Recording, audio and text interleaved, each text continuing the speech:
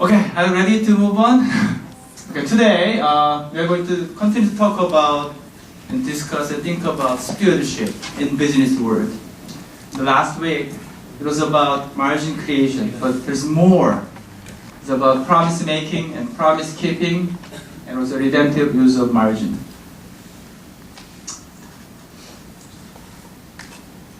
We in the last week we understand that the margin is a driving force of business activities. Doesn't matter, investing or managing. But even though there's lots of different activities out there, but it's all put together, right?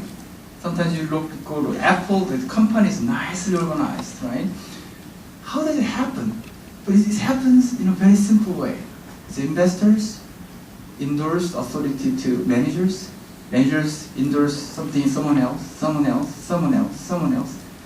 It's a set of contracts. That's the glue, putting those things together.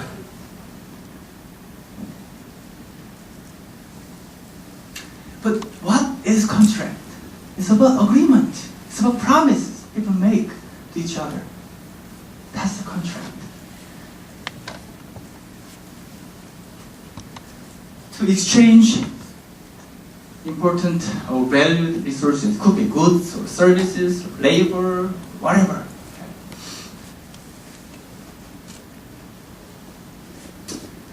Important thing is every contract entails the parties with specific rights and authorities. You can do this, and specific responsibilities and obligations. When, what, where, and how I deliver something, right? That's a contract. So it enables something, at the same time it limits something, okay? It both at the same time. But most importantly, it's all about our promise. It applies to everywhere, right? When buyer and seller, right? If you go to a shopping mall, buy something, but we just buy something, right? But as soon as you make a transaction, credit card, with the credit card, what happens is, that moment is very important. The goods come to you, money goes to the company, right? But at that moment, actually a lot of promise the both parties are making. Do you know that? You don't know that, right? For example, I purchased the iPhone a couple of months ago and tried to connect my iPhone into the Apple Store, right? So I connected it, and suddenly, boom! There's a pop-up window. There is a lots of writing. There, you know that 16 pages. 16 pages. And unless I click agree, I cannot move on. you know, when you click that, you don't read it, right? I don't read it. I can't read it. I mean, 16 pages. Oh my God. I don't understand. So read a couple of lines and I'll forget it. But the issue is, even if the simple act like purchasing a product involves a lot of promise, the promise is not going like deceiving you or killing you, but it protects both sides. Something goes wrong. For example, I open the iPhone, something else is there, or I turn on the iPhone and phone doesn't work. What am I going to do, right? But you are protected because of promise. You can go there, they will exchange for you. Everything. Lender, borrower. If you have mortgage, have you ever purchased mortgage? 20 pages, like wow. And then yeah, just mindlessly signing. And then investor, investees, employee and employer, it's all contracts. Amazingly, the foundation of business is two things. One is service, right? We are meeting someone's need, but second is trust. Service and trust are the foundation of business. Then how biblical it is. Can you think? It sounds familiar. Trust, right? Service. Business itself is very biblical, but our sin defiled it. So when trust starts, business starts. If I cannot believe you, or I cannot trust you enough to make any contract, then all business starts right away. You have to go back to the ancient years, like we just exchange with goods to goods. I'm going to give this to you in very primitive kind of exchange is possible. So business is based on the belief that someone else will keep the promise, right? So the key question is, are you trusted in the business world?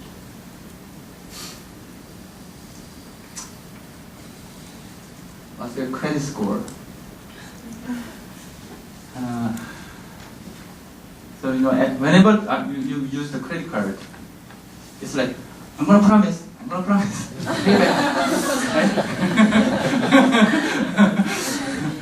So, but scary thing is, someone else is, you didn't ask them, you never, right? But someone is always making a score for your credit. Isn't it a scary thing? I have lots of credit cards, and sometimes I don't use it. But my wife one time used it and forgot it, right? And I forgot to pay because no. And suddenly I got a letter that your credit score is adjusted to $300. What's going on? And I looked at it and I found that unpaid. So someone is watching over me, and then continuously evaluating my scary thing. And then recently, United States of America, the credit score goes down, right? It also applies to the national level. That means other country is not going to trust us as they did in the past. Right? And it affects, it affects everything and everywhere. Because everything is credit and trust in business world. But so what, right? But so the contract that we are making, the promise that we make in business world, is nothing to do with God? That's the key question. Really? Actually, we found an amazing thing in the Bible. It's about the concept of covenant. Covenant is mentioned in 282 times in the Bible. Sometimes it's about the covenant or contract between people or between tribes, but mostly it's about between God and people. So God is described as God of covenant. God of covenant. We Christians take this concept for granted. I know that God makes promises and God keeps faithful God. But you know what? One day, it struck me.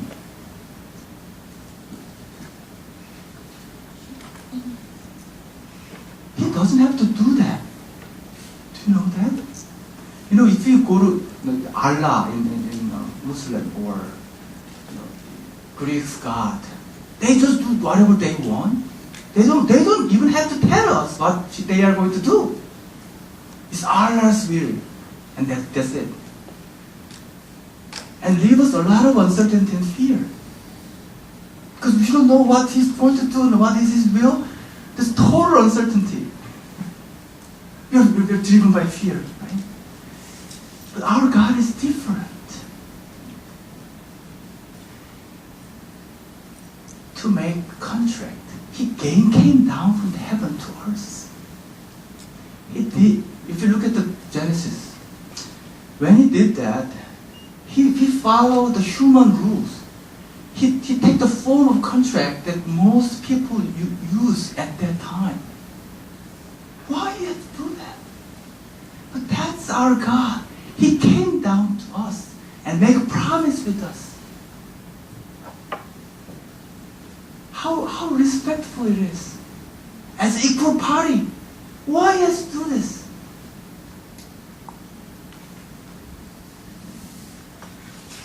That's how God has engaged with us.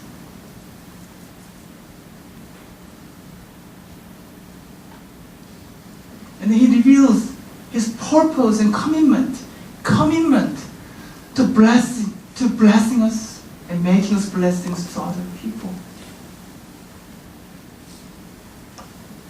Through actively making and fulfilling his promises with us.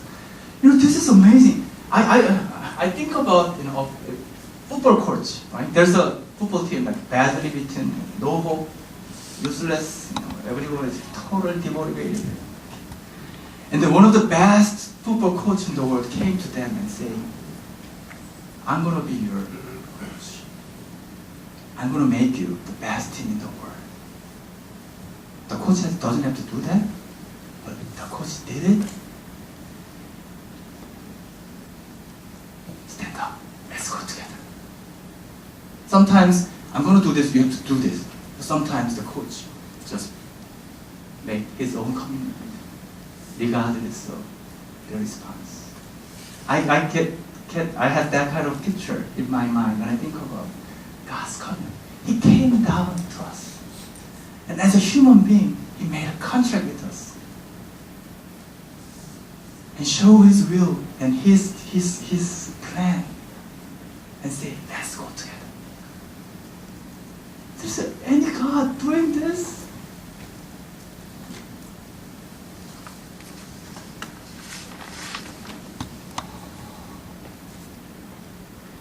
And it gives a lot of respect and safety.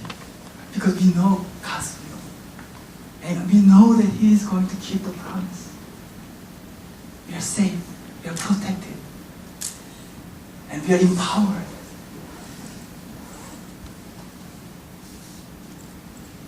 And in the Bible, there are two types of commitment. One is conditional commitment. It is demand the other party to respond. A typical case is the Ten Commandments, right? If you keep these commands, you will be my people, I will be your God. Right? It's like this agreement. They can turn away, or I can turn away, but it's agreement in both sides, right? And there's commitment, conditional commitment, covenant. But the mainstream of the Bible is usually, mostly is unconditional, which means one party makes and fulfills the promises for the other party with no condition, no matter what. The typical example is, you know that, but for those who are new about this, let me just briefly explain to you. Abraham, he got a calling from God and left Mesopotamian country and traveled to the land of Canaan. And God promised great things, especially about his descendants, children, right? That's no children for 5 years, 10 years, no children. So kind of frustrated. So one day God, again appeared to him and look at the sky and stars. And I'm gonna make you prosper like this. And then you know what? Word came out of his mouth. It's something. My servant Eliezer, his descendants will do like this. And God said, no. Someone came from you will be like that. And then Abraham said, how do I know? How do I know? And then God made a covenant with him. He took the form of the contract that is common at that time. At that time, this time, if you violate contract, what happens? The law will protect you. Someone else come and police come and someone protect you. At that time, no, nothing like that, right? So if you violate, that's it. if the other party is powerful than you, nothing you can do about it, right? So at that time, the typical contract something like this. They purchased the animal, cut in half like this. I don't know. cut in half, and put both sides of the road. And then the two parties hand in hand and walk through the cut animal pieces. Message is, if you buy those things, you will be one of like that. It's horrible things, right? You're walking through. But at the time, God made covenant with Abraham. It says, when the sun had set and darkness had fallen, a smoking fire pot with a blazing torch appeared and passed between the pieces. On that day, the Lord made a covenant with Abraham.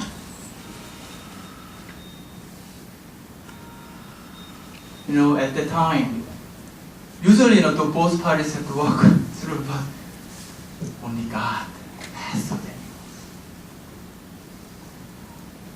That means it's agreement, but God will be faithful in keeping the promise. Something goes wrong, God will take care of it. Our God is that kind of God, right? He doesn't have to do that, right? But He did it for us, inviting us to agreement. Sometimes it's conditionally. I'm going to do this, you have to do this. Sometimes it's all by Himself.